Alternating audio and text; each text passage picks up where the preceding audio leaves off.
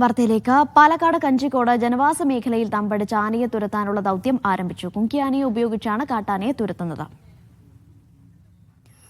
നന്ദഗോപാൽ വിവരങ്ങൾ നൽകും. നന്ദു, കാട്ടാനയെ തുരത്താനുള്ള നടപടികൾ എങ്ങനെ പുരോഗമിക്കുന്നു? അതായത് ഈ കഞ്ചിക്കോട് ജനവാസ മേഖലയിൽ കാലങ്ങളായി കാട്ടാന ശല്യം രൂക്ഷമാണ്. ഒരൊറ്റയാൻ കുറെ ദിവസമായി ഇവിടെ തമ്പടിക്കുന്നുണ്ട്. അത് പരിസര പ്രദേശങ്ങളിലൊക്കെ എത്തുന്നു.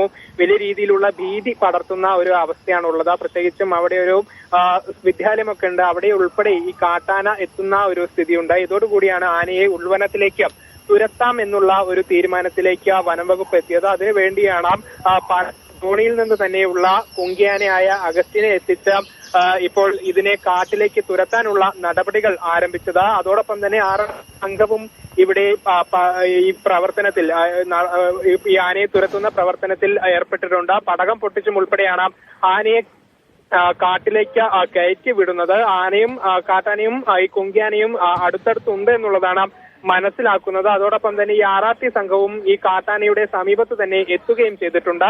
ഉടനെ ആനയെ ഉൾവനത്തിലേക്ക് എത്തിക്കാൻ സാധിക്കും എന്നുള്ളതാണ് RRT അറിയിച്ചിരിക്കുന്നത്. ഏതായാലും ജനവാസ മേഖലയാണ്. ഇവിടെ വീണ്ടും ഈ ആന തിരിച്ചെത്തുമെന്നുള്ള ഒരു ആശങ്ക കൂടെ ജനങ്ങൾ പങ്കുവെക്കുന്നുണ്ട്. അത്തരത്തിൽ വലിയൊരു ഈ വിഷയത്തിൽ ഒരു ശാശ്വതമായ ഒരു പരിഹാരം വേണമെന്നുള്ള ഒരു ആവശ്യമാണ് ജനങ്ങളുടെ ഭാഗത്തു നിന്നുമുള്ളത്. ഏതായാലും പ്രാഥമികമായി ഈ ആനയെ ഉൾവനത്തിലേക്ക് തന്നെ കയറ്റിവിടാം എന്നുള്ളതാണ് വനംവകുപ്പ് തീരുമാനിച്ചിരിക്കുന്നത്. അതിനുവേണ്ടിയുള്ള നടപടികളാണ് ഇപ്പോൾ ഇവിടെ പുരോഗമിക്കുന്നത്. ശരി, നന്ദഗോപാലാണ് വിവരങ്ങൾ നൽകിയത്.